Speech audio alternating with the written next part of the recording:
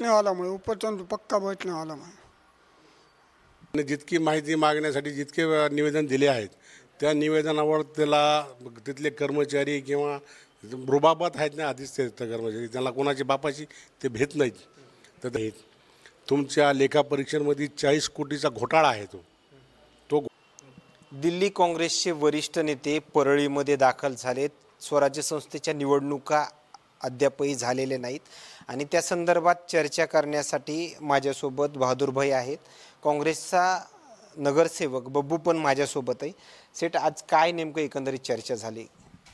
आमचे दिल्लीचे निरीक्षक आलेले आहेत.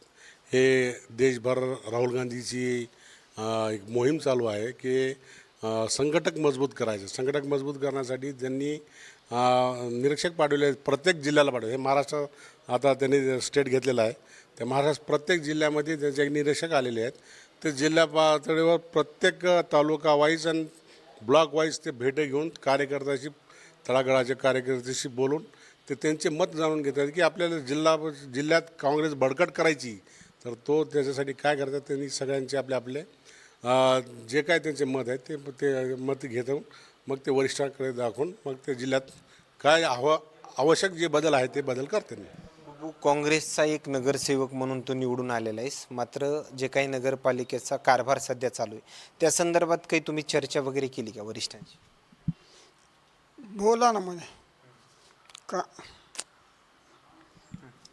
काय सध्या बब्बू जो आहे तो नवीन नगरसेवक झालेला आहे. सध्या त्याला कोणकोणत्या अडचणींना सामोरं जावं लागतं? कधी काँग्रेस पक्षाचे शहराध्यक्ष नात्यानं तुमच्यासोबत कधी तो चर्चा वगैरे करतो?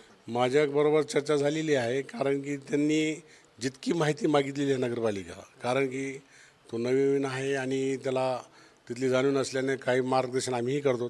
पण त्यांनी जितकी माहिती मागण्यासाठी जितके निवेदन दिले आहेत त्या निवेदनावर त्याला तिथले कर्मचारी किंवा रुबाबात आहेत ना आधीच ते कर्मचारी त्याला कोणाची बापाची ते भेट नाहीत.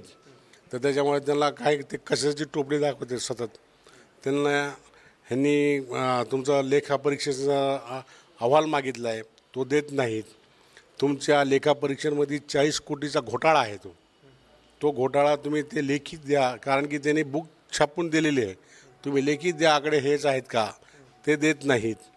त्यांनी तुमची जे आता कामं चालू आहेत नवीन कामं आहेत त्याचे टेंडर कसे झालेत तुम्ही कोणाला म्हणजे तुमची अटी शर्ती काय होती टेंडरची ती अटी शर्ती आम्हाला दाखवा म्हणजे आम्हाला माहिती करा ते त्याला देत नाहीत.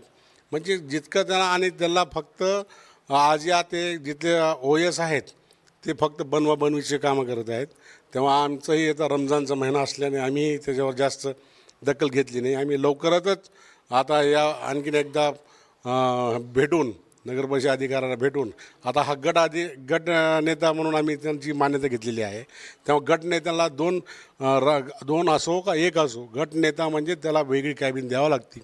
ती वेगळी कॅबिन त्याला देत नाहीत. म्हणजे एक त्याचा लेबर म्हणून जे आहे तो दर्जा त्यांच्या प्रतिनिधी म्हणून त्याला ते म्हणजे एक खेळवणा म्हणून त्याला खेळण्याचं हे अधिकारी करत आहेत आणि तो आम्ही होऊ देणार नाही. आता लवकरच आम्ही त्याला एकदा भेटून नाही झाल्यानंतर मग आम्ही उपोषणाला आम्ही काँग्रेस पक्ष सगळं बसणार आहे. बब्बू, खरं तर ज्या मागण्या तू मागितल्यास जी माहिती मागितलीस ती जर माहिती दिलेली नाही आतापर्यंत असं बहादूरभाईचं म्हणणं आहे तर नाही तर पुढल्या काही कार्यकाळामध्ये तू उपोषणाला वगैरे बसणार आहेस? बैठने वाला मैं ऊपर तो पक्का बैठने वाला मैं। खरं तर त्याच्या व्यतिरिक्त आता परळीमध्ये अतिक्रमण मोहीम चालू आहे. मात्र तुम्ही त्याकडे कसं पाहताय? नाही, अतिक्रमण तर काय परळीची जी ट्रॅफिकचं वळण आहे पण हा अतिक्रमण हटवणं म्हणजे फक्त तात्पुरता नसावा. दुसऱ्या वेळेस तिथं कोणी बसू नये. तुमची 8 दिवसात नगरपालिकेची त्याला म्हणजे पाहणी होत राहो. बसलं की तात्काळ काढावं. उगं आता काढायचं खर्च करायचं आणि डोळे बंद करून नंतर बसायचं नंतर 8 दिवसानं 15 दिवसानं बस म्हणायचं मग तो काय अर्थ नाही ना. आज ट्रॅफिक समस्या परळीत खूप आहे. धूळ समस्या खूप आहेत. त्यात स्वागत आहे ते अतिक्रमण काढात त्याच्याबद्दल काही नाही.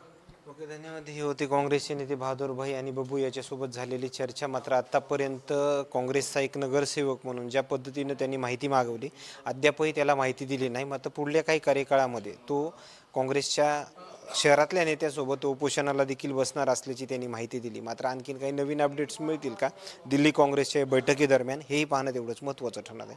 कॅमेरामॅन प्रतीक फडसोबत सूर्यज मीडिया, परळी.